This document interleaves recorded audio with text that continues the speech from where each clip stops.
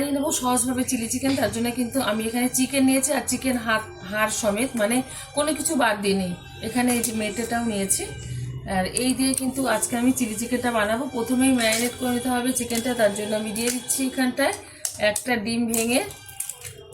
প্রত্যেকে কিন্তু সলিড মানে চিকেন দিয়ে করে, তা আজকে আমি সব রকম মানে চিকেন মেশানো সেইটা দিয়ে করছি। দিয়ে দিচ্ছি এখানে ভালো কালার আসার জন্য কাশ্মীরি লঙ্কার গুঁড়ো,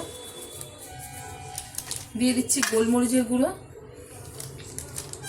দিয়ে দেব পরিমাণ মতো লবণ, দিয়ে দিচ্ছি কর্নফ্লাওয়ার কিছুটা পরিমাণে, আর দিয়ে দেবো এখানে কিছুটা পরিমাণে ময়দা, দিয়ে দিচ্ছি রসুন বাটা, আদা বাটা। ভালোভাবে এবার মেখে নেব। আমি ভালোভাবে উপকরণ দিয়ে মেখে নিয়েছি। এখন সাইডে রেখে দেবো 20 মিনিটের জন্য, তারপরে ভেজে নেব।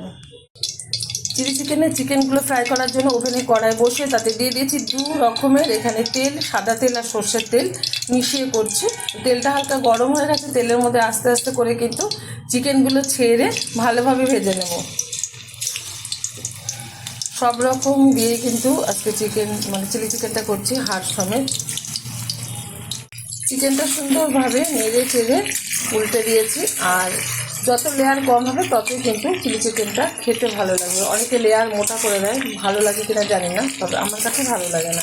ভালোভাবে ভাজার পর তুলে নেবো একটা পাত্রে। যেগুলো ভাজতে বাকি আছে সেমভাবে ভেজে নেব। চিকেনগুলো ফ্রাই করে তুলে নিয়েছি, আর পরিমাণ মতো তেলও ব্যবহার করেছি। অনেকটা পরিমাণে তেল ছিল, কমিয়ে নিয়েছি। এখন এই তেলের মধ্যে দিয়ে দেবো চিড়ে রাখা কয়েকটা কাঁচা লঙ্কা, কয়েক কোয়া রসুন কুচিয়ে নিয়েছি, আর কিছুটা আদা কুচিয়ে নিয়েছি, দিয়ে দিচ্ছি। হালকাভাবে ভেজে নেব। ঝালটা যা যা পছন্দ অনুযায়ী ব্যবহার করবেন, কম বেশি। ভালোভাবে ভেজে নিয়েছি। এখন দিয়ে দেবো এর মধ্যে পেঁয়াজ। এই যে পেঁয়াজের পাপড়িগুলো আমি ছাড়িয়ে নিয়েছি, এটা একটু নাড়াচাড়া করে নেব তেলের সাথে।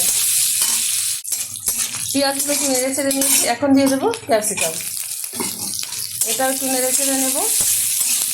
দিয়ে দেবো পরিমাণ মতো লবণ।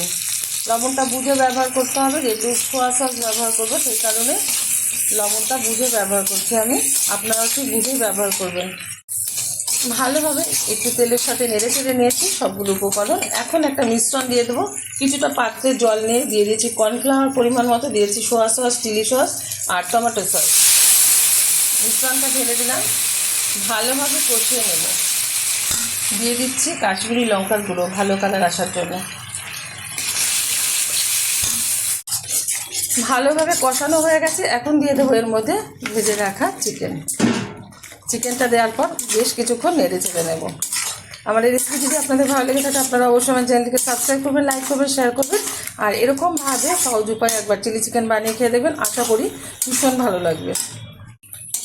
ভালোভাবে বেশ কিছুক্ষণ নেড়ে চেড়ে নিয়েছি। এখন দিয়ে দেবো পরিমাণ মতো চিনি। যে যেরকম মিষ্টি খাবে চিলি চিকেনে সেই অনুযায়ী কিন্তু মিষ্টিটা ব্যবহার করতে হবে, মানে চিনিটা ব্যবহার করতে হবে।